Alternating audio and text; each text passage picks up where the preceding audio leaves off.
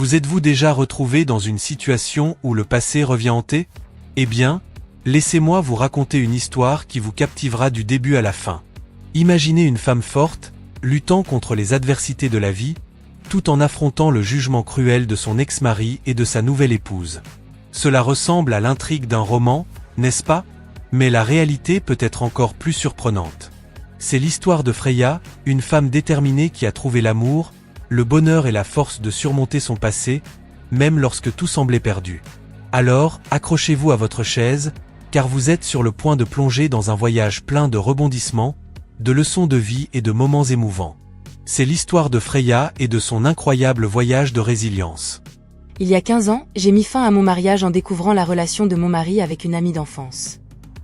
La douleur causée par cette situation m'a presque poussée à démissionner de mon travail. C'est dans cette période difficile que mon mari actuel est intervenu pour me sauver. Ensemble, nous avons construit un foyer heureux et paisible. Cependant, cette paix a été récemment perturbée lorsque j'ai retrouvé mon ex-mari après 15 ans lors d'une fête entre amis.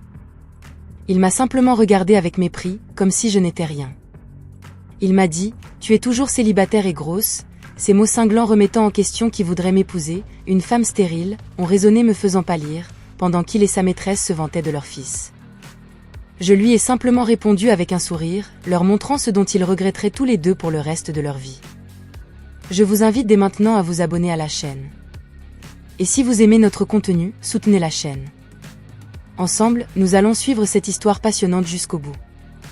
Je suis Freya, j'ai 38 ans et je vis avec mon mari Lars, du même âge que moi. Bien que je mène une vie occupée et joyeuse, il y a un détail que beaucoup ne connaissent pas, je suis divorcée pour la 2e fois. Mon 2e mariage s'est terminé à cause de la trahison répugnante de mon ex-mari, qui s'est produite il y a 15 ans. Mon ex, appelé Henrik, était mon camarade d'université et nous avions de nombreux amis en commun qui nous ont bénis de leurs meilleurs vœux au début de notre mariage. Tout semblait lisse et prometteur. Nous rêvions d'avoir des enfants et nous parlions même de leur acheter des vêtements assortis.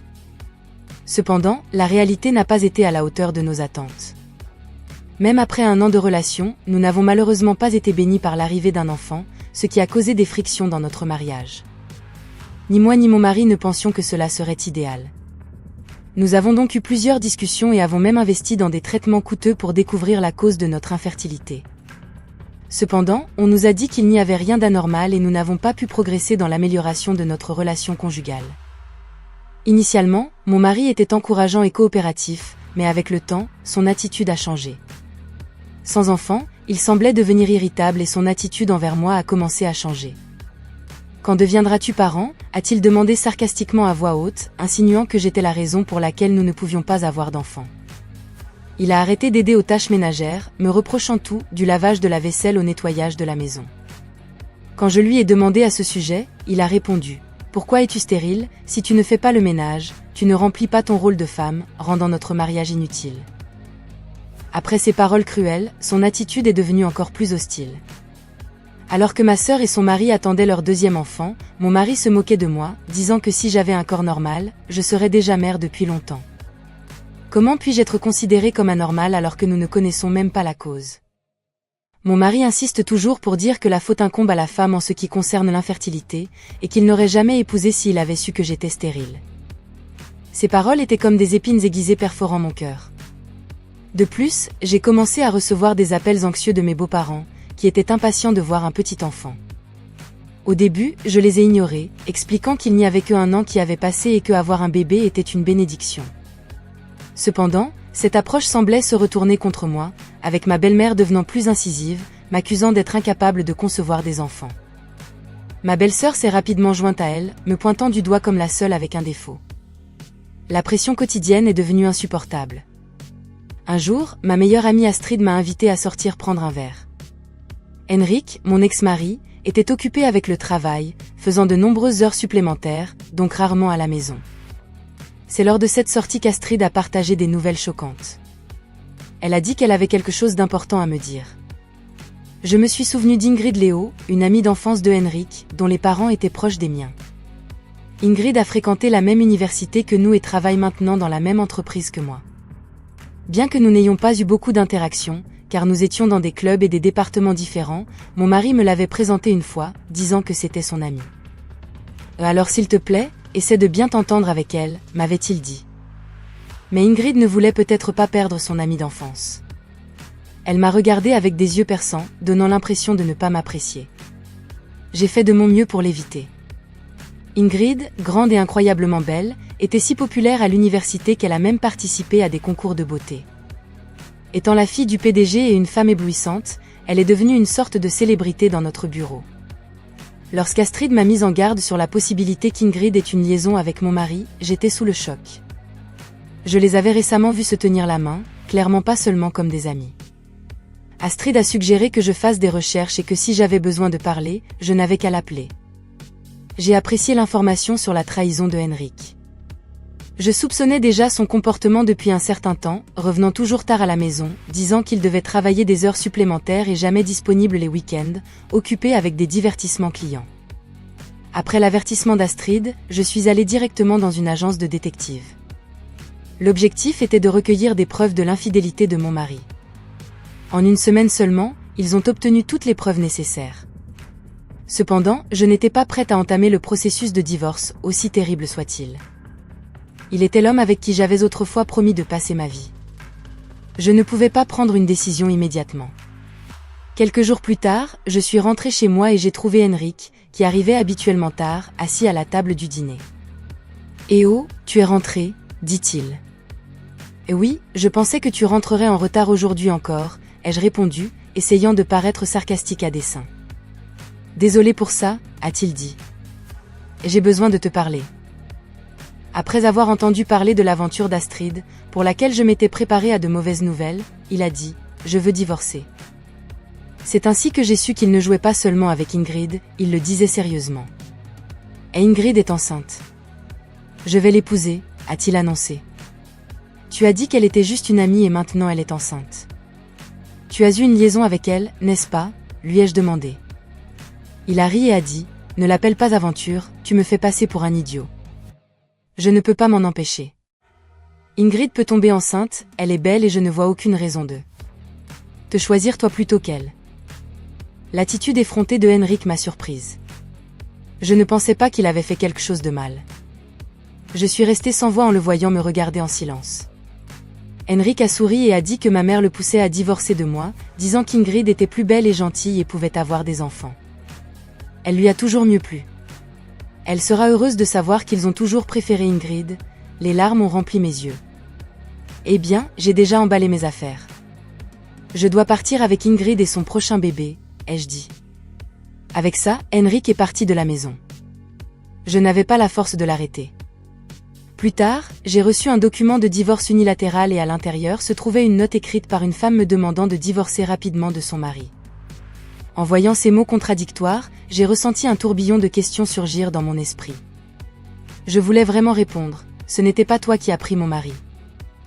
Cependant, face à la réalité, j'ai réalisé que j'étais blâmée. Je ne pouvais pas accepter passivement ce divorce déterminé.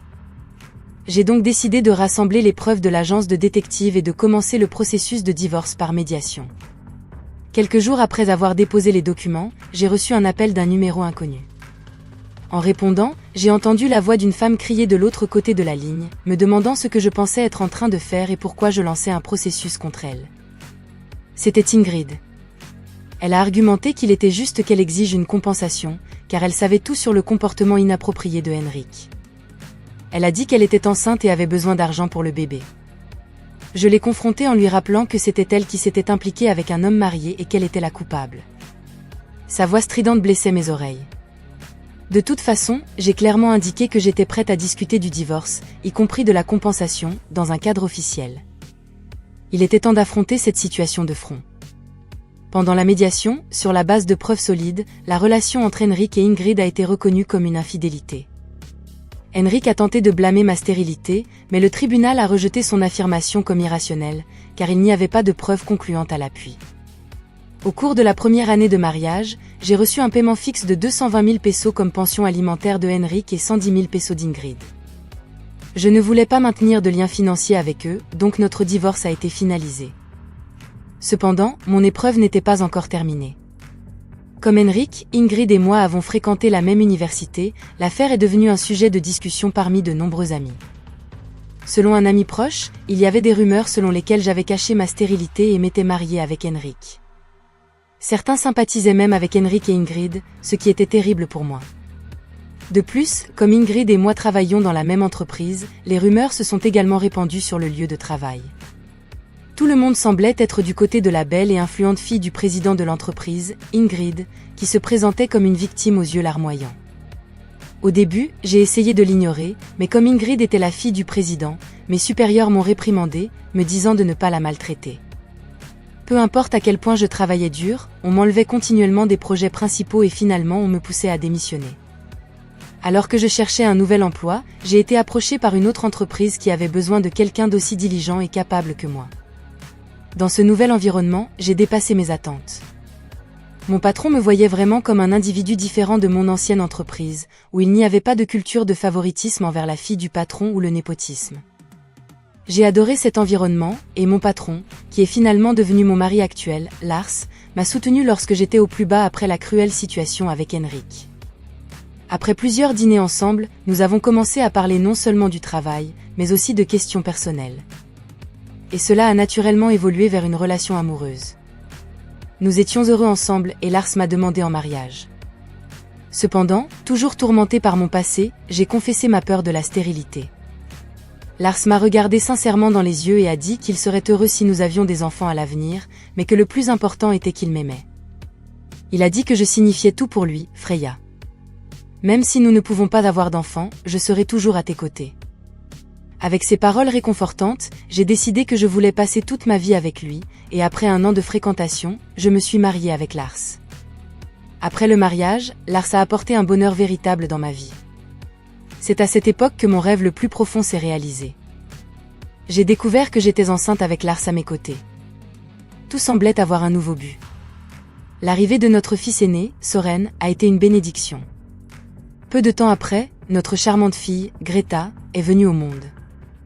Peut-être que les difficultés à concevoir avec Henrik étaient simplement une question de temps ou de compatibilité. Cependant, nous vivons maintenant chaque jour avec joie et gratitude. J'en étais arrivée au point où je voulais mentionner mon mari Lars, nos 2 enfants et moi. Nous avons été invités au mariage d'un ami. Pendant la cérémonie, alors que les invités se rassemblaient et se saluaient, nous sommes arrivés au point culminant de l'événement. Je me suis levée pour aller aux toilettes et c'est alors que, pour la première fois en 15 ans, j'ai rencontré mon ex-mari, l'homme qui m'a laissée. Mon esprit s'est vidé un moment, mais je me suis ensuite souvenu que les mariés étaient nos amis de l'université, donc ce n'était pas surprenant qu'ils soient là. J'ai essayé de l'ignorer et de passer inaperçu, mais il a crié très fort, « Et, toi aussi tu es là. Ça fait longtemps, tu as pris du poids, hein ?» Henrik, peut-être ivre, parlait fort et crachait en me parlant. Rien n'avait changé, toujours aussi sarcastique qu'avant. Alors, mon ex-mari a appelé sa famille et l'a été Ingrid et son fils. Ingrid, en me voyant, a ri et a dit « Ea, ça fait longtemps. Tu as pris un peu de poids, hein. Peut-être que tu es stressée, que tu manges beaucoup. » Elle a continué en riant. « Nous avons traversé beaucoup de choses. Tu es toujours infertile, n'est-ce pas? Personne ne voudrait de toi. » Maintenant, j'étais stupéfaite par leur comportement grossier et je suis restée sans voix.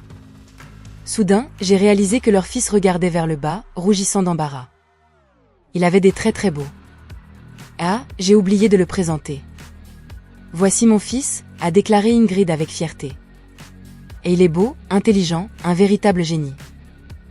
Désolé, il semble que nous soyons les seuls décents ici, a plaisanté le couple, montrant fièrement leur fils.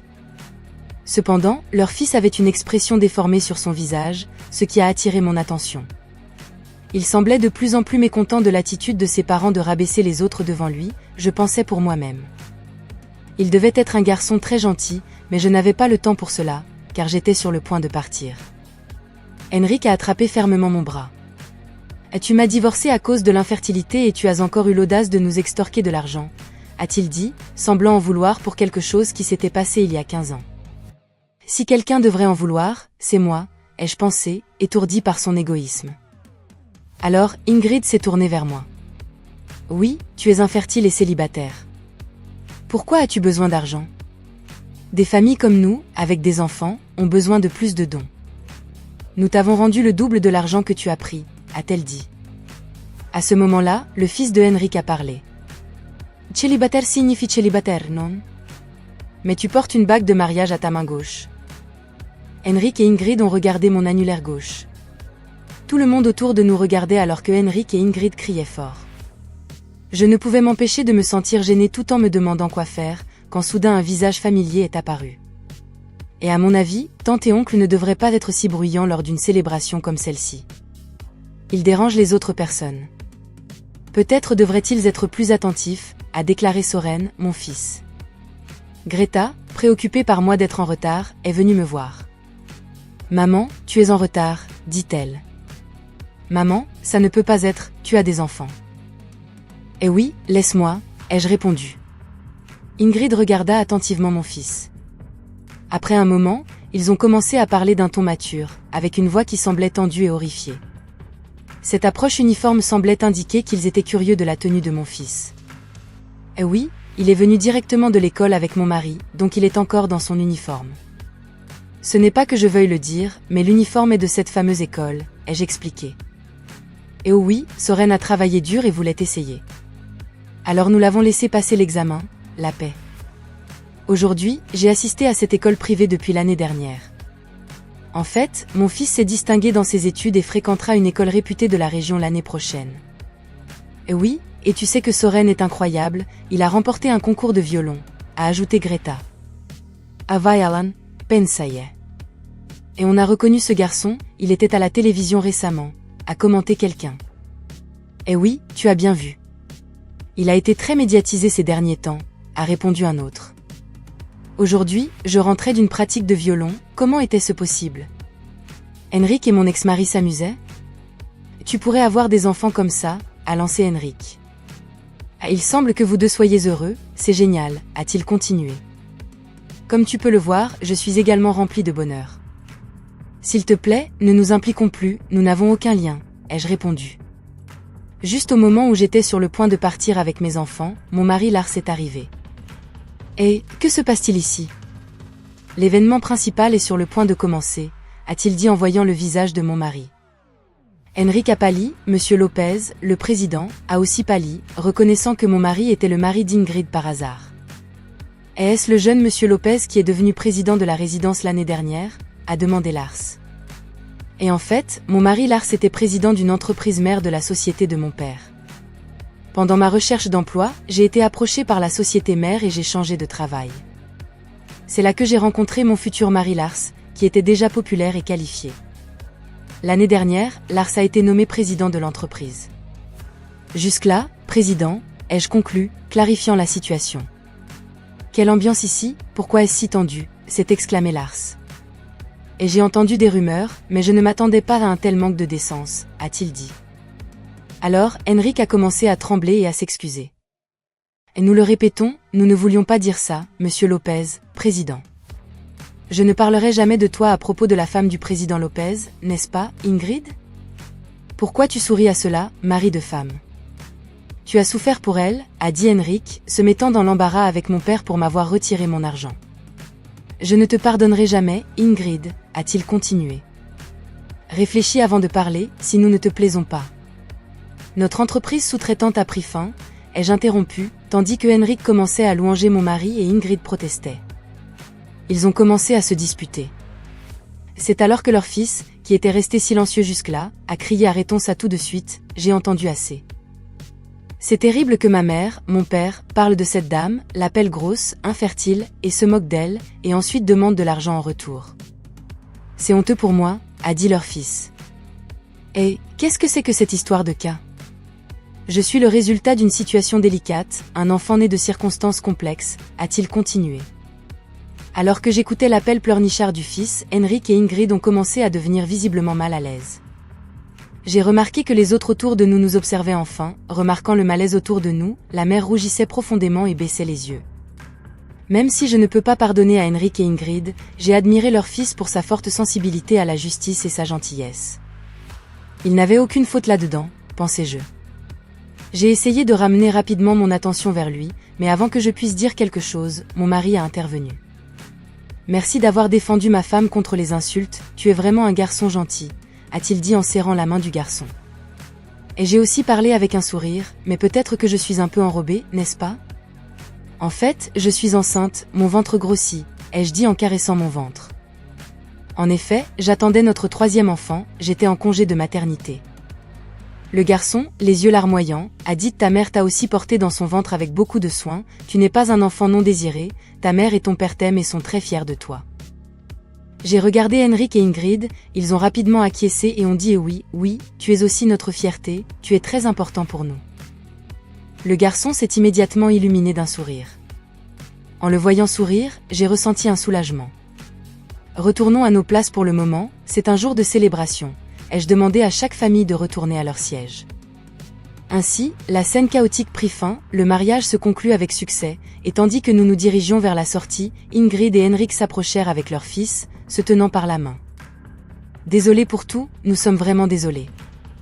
Même pour ce qui s'est passé avant. Merci, ont-ils dit. C'était la première fois que je recevais des excuses d'eux depuis 15 ans. Peut-être qu'avoir un enfant a un peu changé les choses. J'ai simplement ri et dit: après tout ce temps, hein? Avec cette phrase, je leur ai tourné le dos et j'ai commencé à m'éloigner. Soren s'est proposé de porter mes valises et a pris celle qui avait la marque de maternité. Greta a dit joyeusement tiens, en me mettant un manteau sur les épaules. Malgré leur jeune âge, ils prennent soin de moi avec beaucoup de prévenance pendant ma grossesse.